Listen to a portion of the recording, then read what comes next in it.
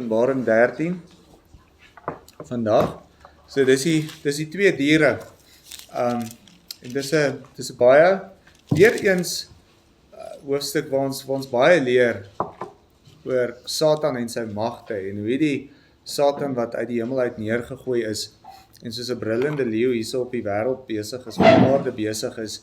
Hoe werk hy? Wat doen hy?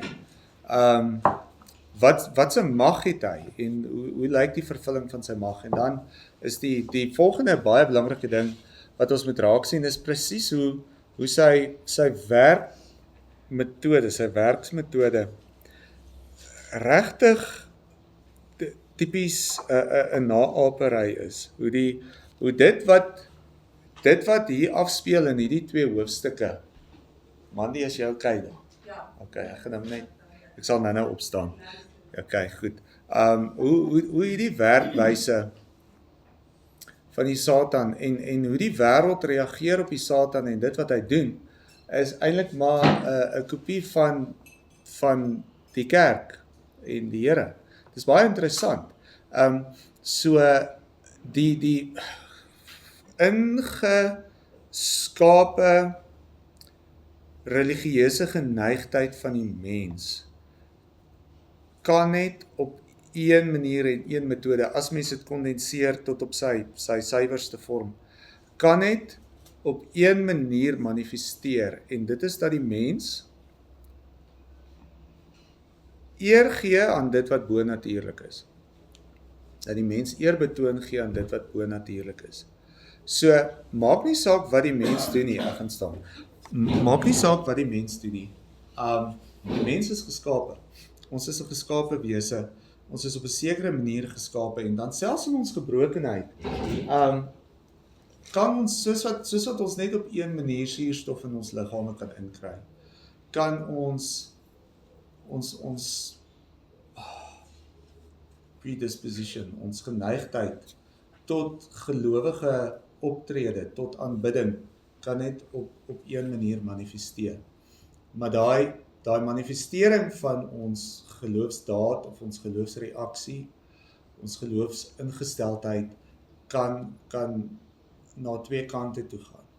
Dit kan of God aanbid of dit kan die bose aanbid. Goed.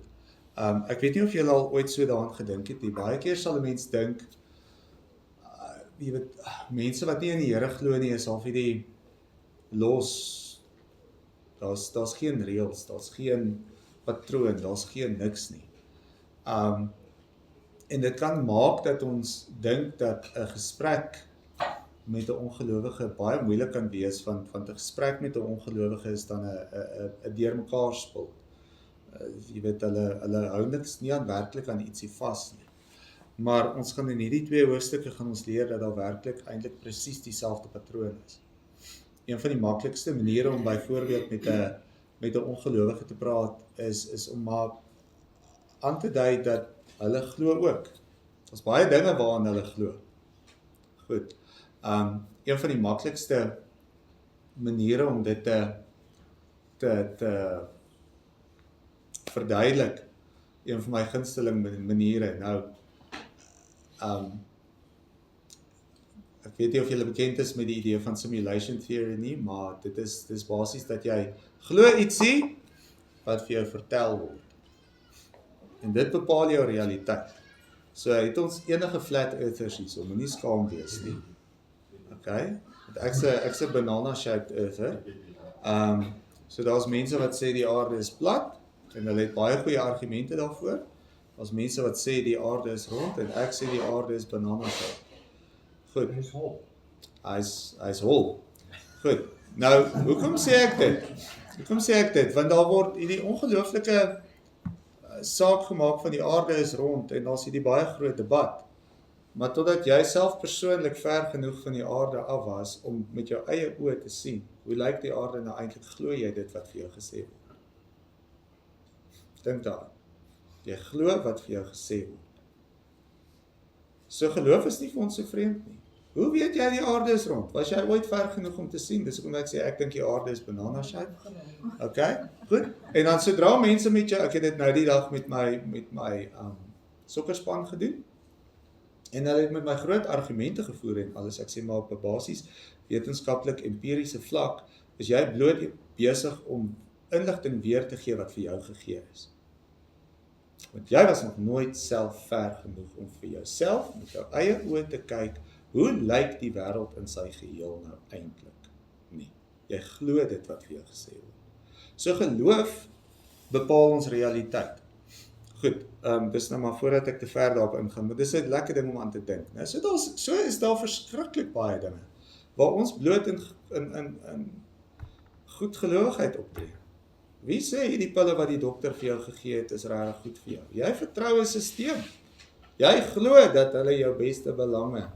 Wie sê die kos op die winkelrakke is goed vir jou? Jy glo nou maar dat hulle dit vir jou gee en dat dit vir jou goed is. Ons lewe absoluut in 'n vertroue elke dag dat mense wat ons glad nie ken nie, mense met wie ons nog nooit 'n gesprek gevoer het nie, mense wat geen rede het om ons goeie belange op die hart te dra nie, dat hulle goeie dinge vir ons doen en goeie dinge vir ons gee. So, dit is ons bestaan, ons kan nie wegkom van dit nie. Dink 'n bietjie daaroor, dis nou net 'n gedagte wat ek in julle midde laat. 'n ander ding wat ons hierso gaan sien is, en ek het, dit is die hoofstuk waarheen ek al die pad half gepraat het, 'n ander ding wat ons hier gaan raak sien is dat, die Satan het mag. Die Satan het mag om op te tree. Nog 'n ding wat ons baie keer sou doen, of sal doen, is ons kyk na mense wat nie in die Here glo nie, net nog 'n slukkie van my decaf koffie vat, julle weet wat noem hulle dit, né? Brown sadness water. Wat so goed? Brown sadness water. Okay, is decaf koffie. Maar gaan nou weer 'n behoorlike koffie drink. Goed, maar in elk geval, is dat die Satan werklik mag het om op te tree. Hy mag om op te tree. Hy kan binne, en dis nie vir ons as gereformeerdes 'n vreemde gedagte nie, maar binne God se beheer en binne dit wat God toelaat, het die Satan 'n mate van vryheid om op te tree. Maar daai vryheid is natuurlik gebonde aan God se ewige raad vir die heelal. Okay. Ek kan net sê wat Dominee Meyer altyd vir ons gesê het. Die Satan is soos 'n hond wat jy aan 'n leiband vashou. God hou hom aan 'n leiband vas en binne daai perke kan hy doen wat hy wil, maar daar buite kan hy. Ja. En dan selfs elke ding wat hy doen aan daai leiband vas, elke treukie, elke beweging, dit is ook binne God se beheer. Ja, want hy kan niks uit vryheid doen nie.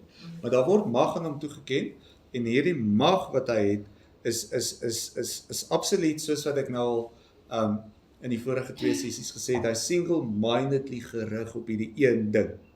Hy kan nie anders nie en alles wat hy doen, dien dan daardie doel. Goed, so nou lees ons van die 2 deure. Weereens, moenie dit te ingewikkeld maak nie. Lees wat hierso staan. En ek het op die sand van die see gaan staan. So nou soos by 'n ander gedeelte. En ek het 'n dier uit die see sien opkom met 7 koppe en 10 horings en op sy horings 10 krone en op sy koppe 'n naam van godslastering. En die dier wat ek gesien het was soos 'n luiperd en sy pote soos die van 'n beer en sy bek soos die bek van 'n leeu en die draak het hom sy krag gegee en sy troon en sy groot mag. En ek het een van sy koppe gesien, net of dit dodelik gewond was en sy dodelike wond is genees. Die hele wêreld het verwonderd agter die dier aangegaan. En hulle het die draak aanbid wat die dier mag gegee het en die dier aanbid en gesê, wees aan die dier gelyk, wie kan teen hom oorlog voer? En 'n mond is aan hom gegee wat groot woorde en godslastering uitspreek en dan hom is mag gegee om dit 42 maande, ek gaan sit om te lees, julle, bietjie klein, 42 maande lank te doen. En hy het sy mond oopgemaak om te laster teen God, om sy naam en sy tabernakel en die wat in die hemel woon te laster. Dis ook aan hom gegee om oorlog te voer teen die heiliges en hulle te oorwin. En dan hom is mag gegee oor elke stam en taal en nasie. En al die bewoners van die aarde sal hom aanbid, almal wie se name nie van die grondlegging van die wêreld af in die boek van die lewe van die lam wat geslag is geskrywe is nie. As iemand 'n oor het, laat hom hoor. As iemand krygsgevangenes maak, gaan hy in krygsgevangenskap. As iemand met die swaard doodmaak, moet hy met die swaard doodgemaak word. Hier is lydsaamheid en die geloof. Hier is die lydsaamheid en die geloof van die heiliges. Kom ons bid saam. Ons Vader wat in die hemel is, baie dankie vir die geleentheid dat ons hier by mekaar mag wees. Dankie dat U vir ons sorg, dat ons mag weet dat die hele wêreld en alles wat hier gebeur en alles wat in die heelal gebeur, in U hand is, dat selfs die bose deur U gebonde is. Ons vra U dat U sal gee dat ons ook vertroos sal wees deur dit wat hier in die woord staan. Dat ons ook sal raak sien wat hier staan en sal verstaan en dat ons ook sal groei uit dit wat ons hier leer. Ons vra en bid dat U ons tyd saam sal seën. Ons bid dit in Christus naam alleen. Amen. Goed. So, hier is 'n dier, 'n baie skrikwekkende dier. Nou, in die eerste plek sien ons, hy gaan staan op die sand van die see, Johannes, en nou sien mense 'n prentjie in jou gedagtes, en dan kom jy die dier uit die see uit. 7 koppe, 10 horings, 10 krone, op sy horings 10 krone, en op sy koppe 'n naam van godslastering. Nou ons weet nou al, dat daar is die dier met verskeie koppe, en ons weet dat die koppe dan beteken diversiteit, maar die koppe het 'n ding in gemeen, daar's horings op die koppe, al is dit 7 koppe, so van die koppe het meer horings, en dan op die horings is daar 10 krone, en dan op die koppe 'n naam van godslastering.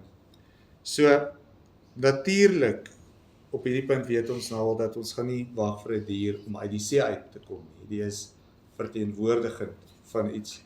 Nou waarvan is dit verteenwoordigend? In die eerste plek iets wat in sy wese godslasterlik is.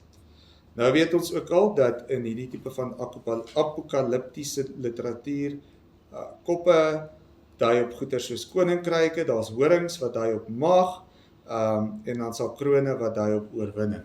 Dis maar basies wat ons hierso vind. Daar's hierdie dier, hy kom uit die see uit op, en hy verteenwoordig koninkryke met mag wat oorwin, en dan van die koppe sal dan meer as een keer oorwin, byvoorbeeld. Daar's van hulle sal meer horings hê. Daar's 7 koppe, 10 horings, 10 krone.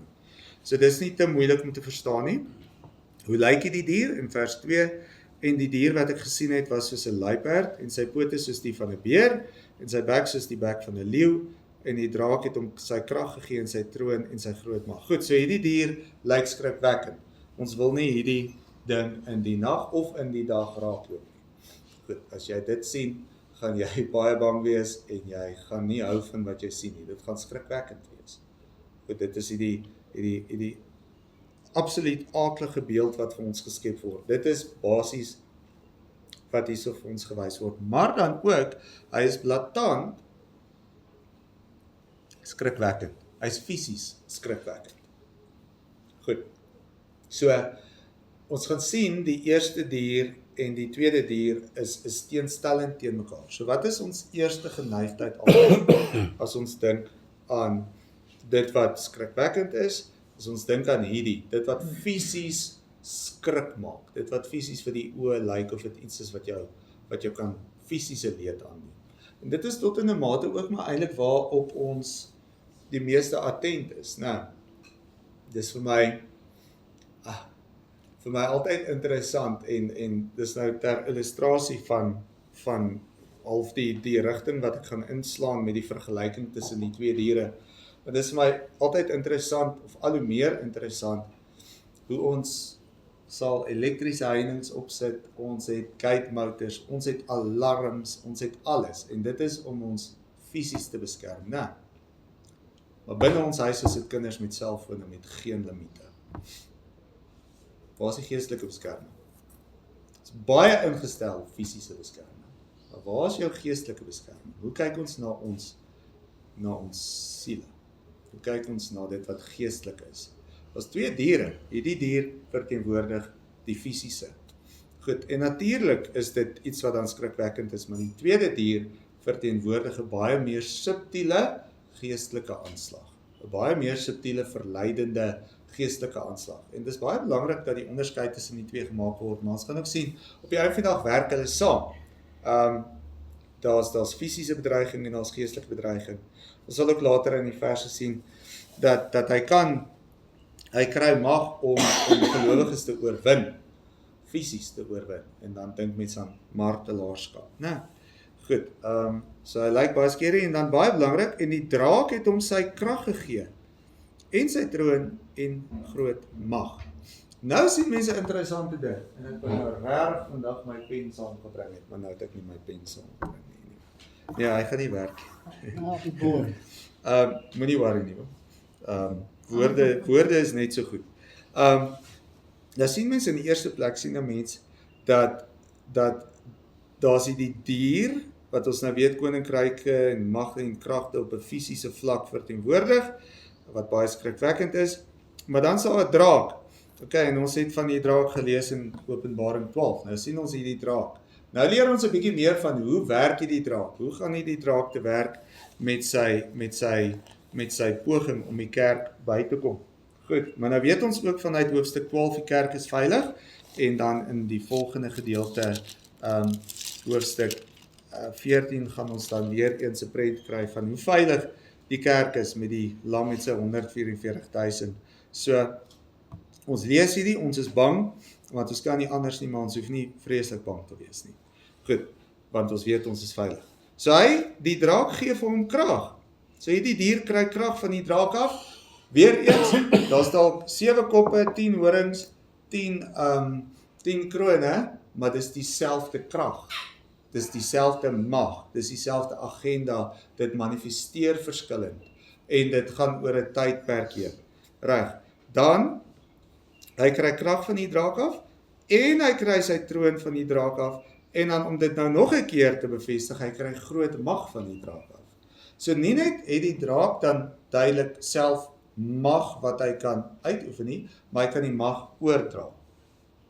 Goed, so wat is die eerste naap wat ons hier sien? Hier's een wat op die aarde optree, wat mag van 'n ander ontvang het. Wat doen Jesus? Hy tree op die aarde op, en hy ontvang mag van sy Vader. Goed, so, nou sien ons, weer eens die duiwel kan nie sy eie dinge uitdink nie. So as ons wil kyk en weet hoe die duiwel werk, dan kyk ons hoe aap hy dit na, wat God in Christus en dan ook deur die Gees doen. Reg, so, en ek het een van sy koppe gesien, net of dit dodelik gewond was, en sy dodelike wond is genees. Klink dit bekend. So hierdie draak, visually, op 'n manier wat mens kan sien, word beskadig, en daai skade is van so 'n aard dat mens dink, dis verby met hom, en dan genees hy, en hy is weer reg. Goed, en dit klink ook bekend, doen dit nie? Dis wat met Jesus gebeur het. Goed, dan, en ek het een van die koppe gesien, en die hele wêreld het verwonderd agter die dier aangegaan. So die wêreld sien dit, en hulle gaan agter hom aan. Klink dit bekend? Dis wat ons as kerk doen. Goed, ons sien Christus, wat die mag van die Vader ontvang, Christus word gewond, hy sterf, hy oorwin die dood teen alle verwagting in, bonatuurlik, en ons volg hom. Ons gaan agter hom aan. Nou hier gebeur presies dieselfde, dis net op 'n ander manier, en dis onwaar, dis gegrond in die leuen. En hulle het die draak aanbid, wat die dier mag gegee het. Okay, so wat doen ons kerk? Ons aanbid ons Vader in die hemel, omdat hy aan Christus alle mag en krag in die hemel en op die aarde gegee het. Sien julle? Dis nogal blaatant, né? En dan sê hulle, so hulle getuig, wie is aan die dier gelyk, wie kan teen hom oorlog voer? Hulle verkondig die evangelie van die dier. Hulle bly nie stil in hulle navolging van die dier nie. Daar word fisies as mens dit so kan sê, 'n evangelie verkondig. Wat is op die einde van die dag een van die mees basiese bestanddele van 'n evangelie is, daar's oorwinning. Daar's gewen. So wat is die wêreld se evangelie? Wie is aan die dier gelyk, wie kan teen hom oorlog voer? Goed, en dit word dan gesê van koninkryke hier op aarde, maar die koninkryk is gegrond in die mag van wat die draak aan hulle gee. Goed, En 'n mond is aan hom gegee wat groot woorde en godslasteringe uitspreek, en aan hom is mag gegee om dit 42 maande lank te doen. En hy het sy mond oopgemaak om te laster teen God, om sy naam en sy tabernakel en die wat in die hemel woon te laster. Goed, so nou kom ons kyk, en 'n mond is aan hom gegee wat groot woorde en godslastering uitspreek. Goed, wat sê Jesus? Jesus sê, ek het nie my eie woorde kom spreek nie, ek kom spreek net wat die Vader vir my gee om te sê. Goed, hierdie dier wat die koninkryke verteenwoordig van die wêreld, wat sy mag van die draak af kry 'n mond, en aan hom word woorde van godslastering gegee om uit te spreek. Aan hom word mag gegee om dit 42 maande lank te doen. So weer eens sien ons presies die teenoorgestelde van die evangelie in Christus. En wat doen hy dan? En hy het sy mond oopgemaak om te laster teen God en om sy naam en sy tabernakel en die wat in die hemel woon te laster. Goed, nou as 'n mens dan vers 5 en 6 dan ook wat voordat ek vergeet in die lig van die Nuwe Testamentiese kerk, wat doen ons? Christus gee ons sy gees, sodat ons monde kan hê om Christus en die ware evangelie te verkondig. Reg. Nou, dis baie interessant dat weer eens, daar wat ek gesê, die oorlog lê nie primêr op fisiese vlak met swaarde en bomme en tanks en al daai goed nie. Waaroor gaan die oor woorde? Dit wat die mond sê. Wat se evangelie verkondig jy? Wat se nuus bring jy? Goed, en wat laster hy? Laster teen God, sy naam, die tabernakel van God en die wat in die hemel woon. Dink 'n bietjie wat hoor ons deesdae? Dit is wat ons hoor, is dit nie? Waarteen praat ongelowiges? Hulle praat teen God, hulle praat teen sy naam, hulle misbruik sy naam, praat teen die plek waar hy woon, waar sy gees teenwoordig is, sy kerk, dit is dan ons as tempels van die Heilige Gees, maar ook die samekoms van sy kerk, en die wat in die hemel woon. Okay, so alles wat te doen het met God se reddingswerk en God se wees, God se is, wie hy is, word fisies met woorde aangeval. Maar dan kom die fisiese ook, dit is ook aan hom gegee om oorlog te voer teen die heiliges en hulle te oorwin. En aan hom is mag gegee oor elke stam en taal en nasie. Nou as jy nou enigsins gewonder het, of hierdie 'n parallel trek tussen Christus se werk en die werk van die draak hier op aarde, lees gou net voordat ons die voorafgaande gedeelte doen. Aan hom is mag gegee oor elke stam en taal en nasie. Dit klink mos soos die groot opdrag wat Jesus aan sy disippels gee. Hy ontvang ook mag oor elke stam en nasie. Sy mag is nie beperk tot 'n sekere volk nie. Sy mag is nie beperk tot 'n sekere land of 'n sekere groepering nie. Goed, en dan wat doen hy? Hy voer oorlog teen die heiliges en hy oorwin. Nou weet ons baie goed, so wat is 'n mens se eerste gedagte oogans? Is ons dan as God se uitverkore kinders in die moeilikheid? Nee, ons is nie in die moeilikheid nie, want hierdie gaan oor fisiese oorlog. Hierdie gaan oor fisiese doodmaak, hierdie gaan oor fisies. Hierdie gaan oor swaarde en tanks en kruisiging in strate en al sulke goed wat nou in die wêreld afspeel. Goed, dan het hy oor almal, die ongelowige strek oor alle volke, tale en nasies. Dit is 'n baie belangrike beginsel, want daar is maar 'n bietjie 'n tendens partykeer onder sekere nasies en tale om te dink, hulle is nou 100% net God se mense.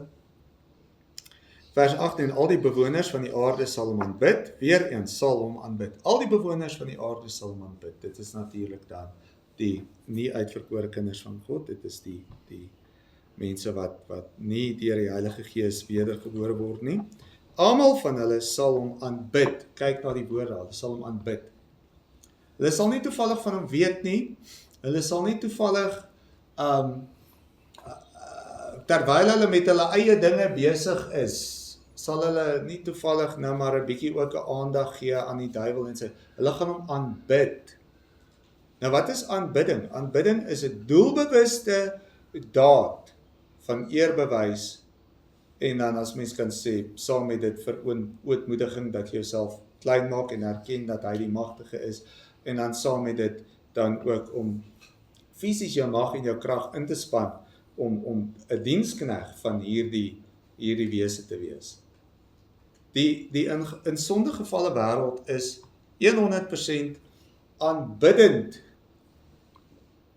religieus aanbiddend verbonde aan die draak. En dit is nogal treffend as mens dit besef, né? Dit is 'n doelbewuste daadwerklike ding. Nou is die vraag. Goed, so as die hele in sondegevalle mensdom willens en wetens doelbewus, aanbidding is nie per ongeluk nie, julle stem saam met my. Willens en wetens hierdie aanbiddingsdaad pleeg teenoor die dier, maar dan die draak agter hom wat aan die dier mag en krag gegee het,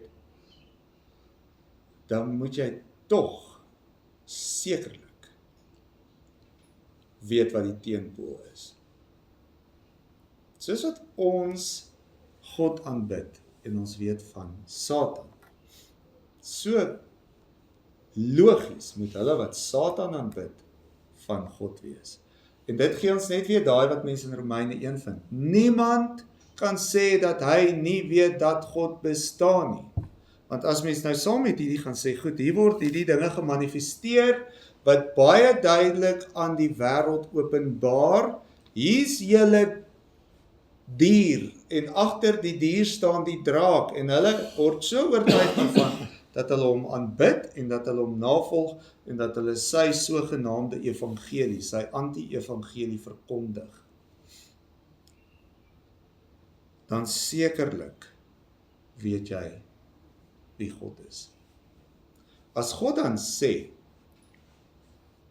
my skepping verkondig my, en dis duidelik vanuit my skepping, dat ek, wat God is, bestaan, dan kan hulle wie se oë oop is, om die werke van die draak binne in die skepping raak te sien, en oortuig genoeg te wees, dat die draak aanbid en nagevolg moet word, en nie net dit nie, maar dat hy verkondig moet word, dan het hulle mos geen verontskuldiging, nie het hulle. Want daar is geen neutrale grond op enige vlak as dit kom by geloofsake nie. As jou oë oop is om die werke van die Satan te sien en hom na te volg, is jou oë blind vir die skepping daar buite. So jy kan die een raak sien, maar die ander een ignoreer jy. Goed, so dink 'n bietjie daaroor. Dis baie op baie Romeine 1 terrein. Daar staan in vers 8, en al die inwoners van die aarde sal hom aanbid, almal wie se name nie van die grondlegging van die wêreld af in die boek van die lewe van die lam wat geslag is geskrywe is nie. Daar's geen neutrale persoon nie. As jou naam nie in die boek van die lewe geskryf is nie, van die grondlegging van die wêreld af nie, gaan jy 'n Satan aanbidder wees. Jy kan nie anders nie. Daar's nie een mens op hierdie aarde wat neutraal staan, wat kan sê, listen, ek is neutraal.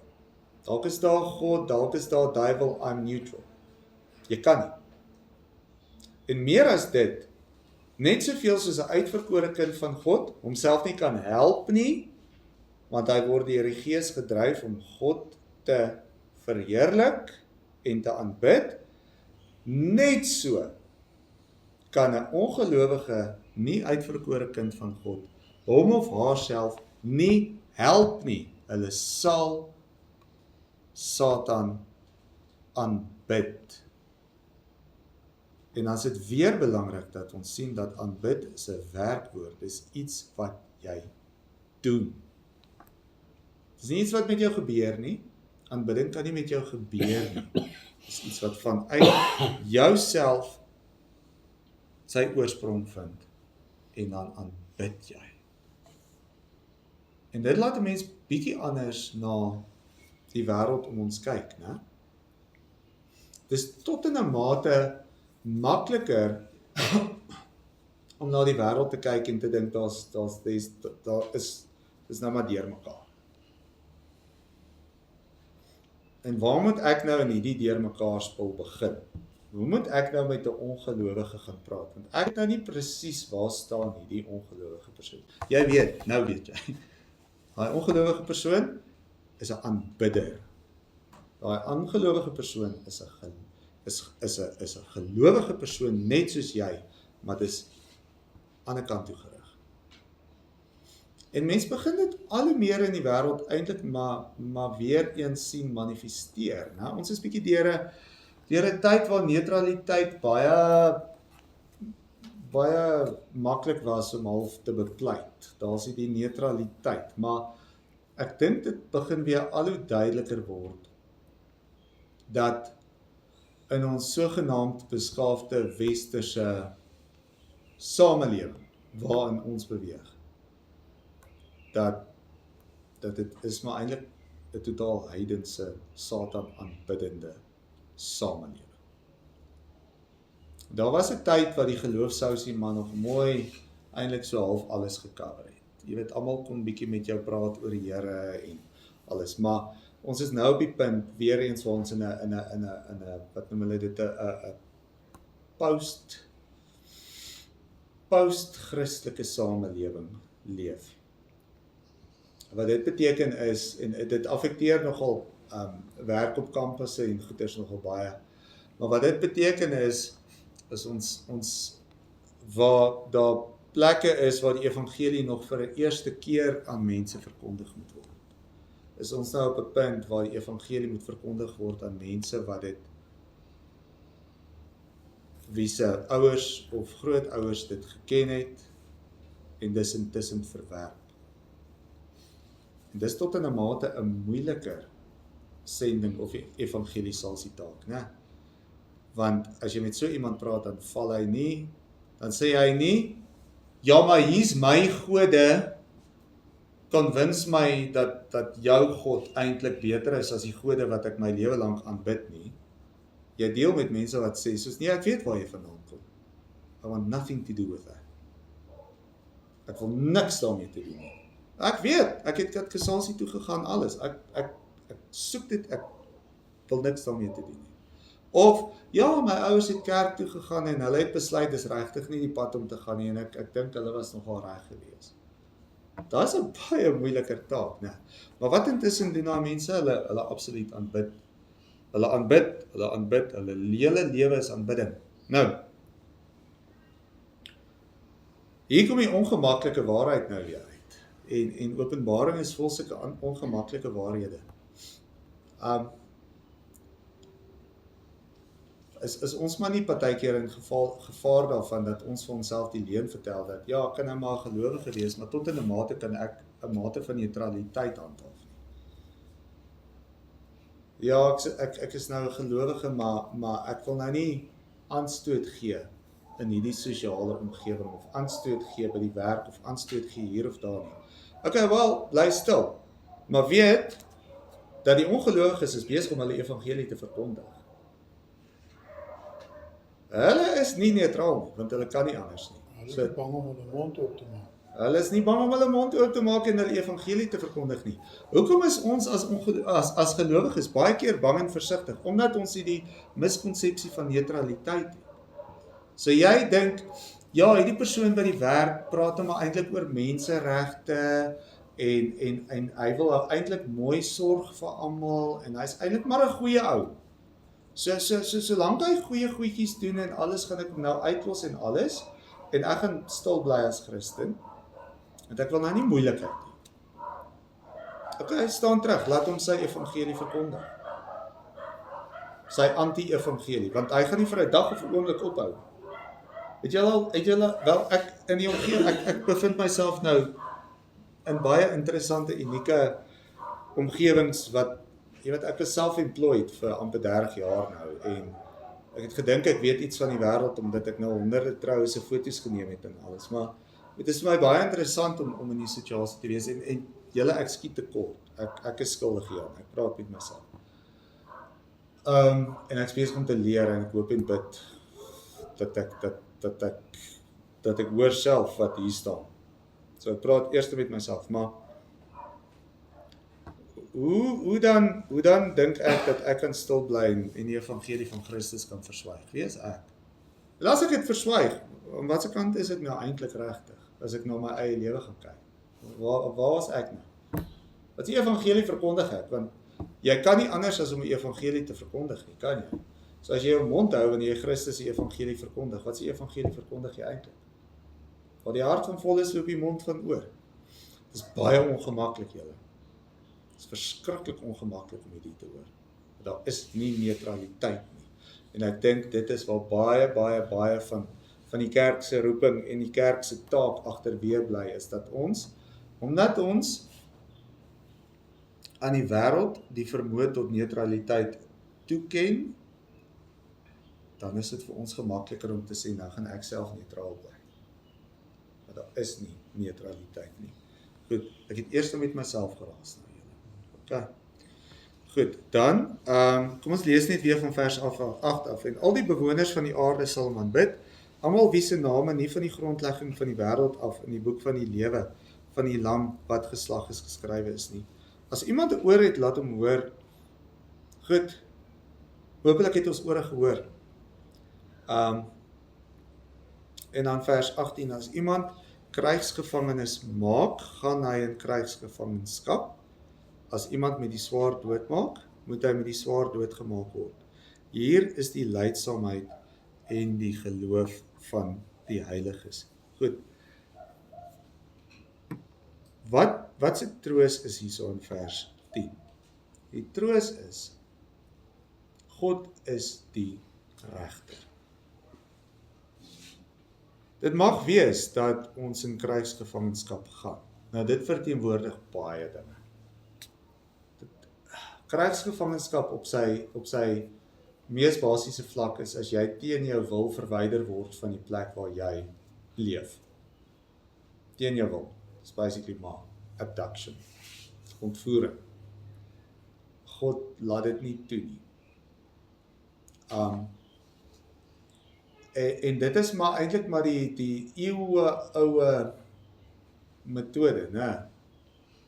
Om die kerk te ontwrig, is dit nie? Ontwrig die samelewing, vat mense weg van hulle plekke af. Vat mense weg van hulle omgewing af.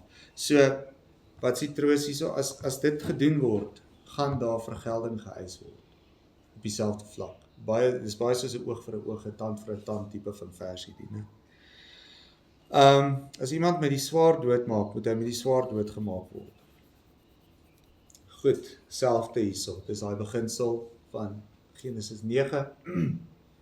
As jy mense bloed op die aarde laat uitloop, sal die bloed tot God roep. Nou julle toe ons die gedeelte in Genesis behandel het, daar's baie bloed. Dit is nie net Kains of Abel se bloed wat tot God van die aarde afgeroep het nie. Elke mens wat deur 'n ander mens of deur 'n dier doodgemaak word, se bloed roep tot God.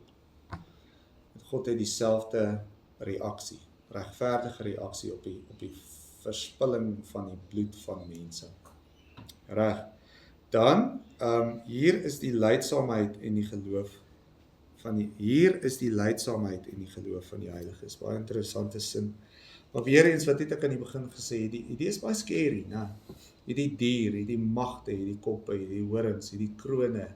As ons so ietsie voor ons sien opreis nou, sal die van ons wat vinnig kan hardloop, sal vinnig hardloop. En die res van ons sal so vinnig as moontlik uit die pad uitkom. Ek is een van die wat nie meer vinnig kan hardloop nie, so ek is saam met die agterosse wat sal weghardloop, wat hopelik ook in die kraal sal kom. Maar julle verstaan wat ek probeer sê, hier is 'n baie scary prent wat geskets word. Hier is koninkryke wat fisies met die swaard gaan doodmaak. Hier is koninkryke wat gaan oorwin. Hier is koninkryke wat gaan lyk asof hulle gewond is en dan gaan terugkom met dubbel krag. En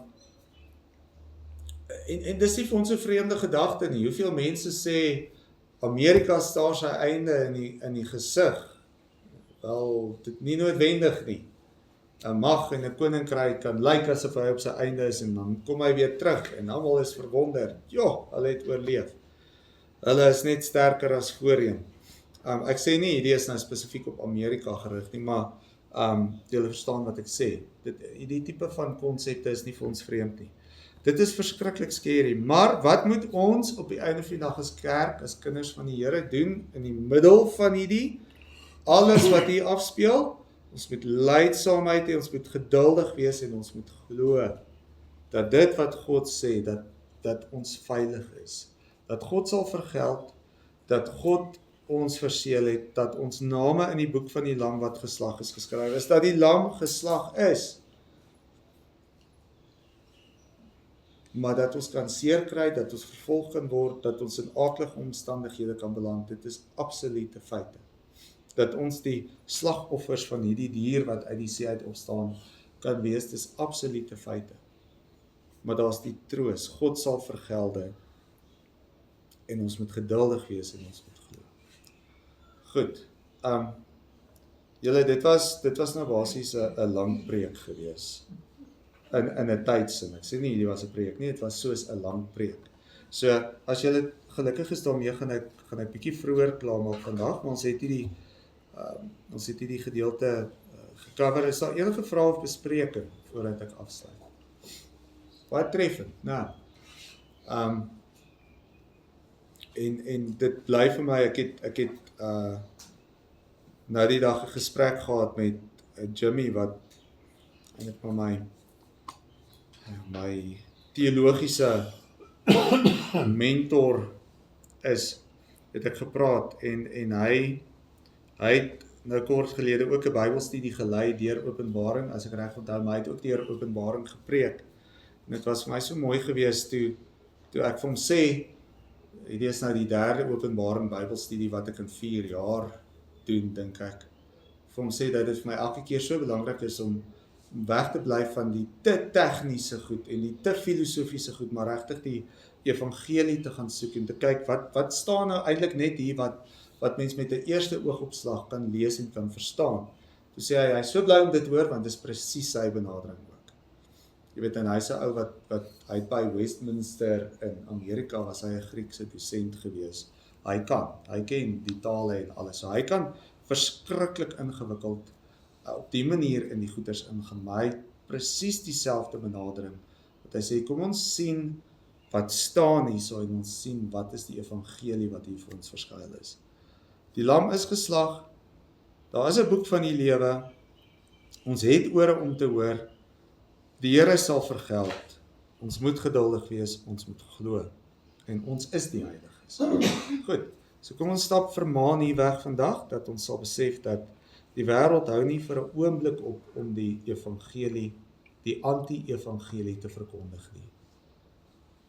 Elke oomblik wat ons stil is 'n oomblik wat ons toelaat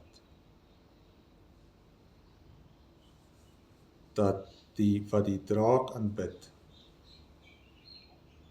die leuen verkondig. So kom ons wees nie stil. Kan ek vir ons afsluit? Ons Vader wat in die hemel is, baie dankie dat ons mag weet dat ons Here Jesus waarlik die lam is wat geslag is. Baie dankie dat ons mag deel uitmaak van u uitverkore kinders. Dat ons mag weet dat daar geen neutrale grond is nie. Dat ons mag weet dat soos wat die wêreld nie kan help om die evangelie van die draak te verkondig nie, so kan ons ook nie help om die evangelie van Christus te verkondig nie. Ons het wel u Gees nodig en ons pleit by u dat u Gees vir ons in oormaat sal gee, dat ons versterk sal wees, dat ons eie swakhede ten spyt ook nie sal ophou om die waarheid van Christus te verkondig nie. Gee ons wysheid, gee ons insig, gee ons die vermoë om onsself en die sondige mens wat nog in ons lewe al hoe meer af te sterf in 'n lewe van heiligmaking, sodat ons elke dag opnuut mag groei daarin om ons Here Jesus Christus al hoe meer gelykvormig te word. Ook daarin dat ons soos hy gedoen het, ook die woorde wat u vir hom gegee het en die woorde wat hy vir ons gee in die wêreld te verkondig, om ook die leuns van die bose te weerlê en die waarheid te verkondig aan almal wat ore het om dit te hoor. Ons bid en vra U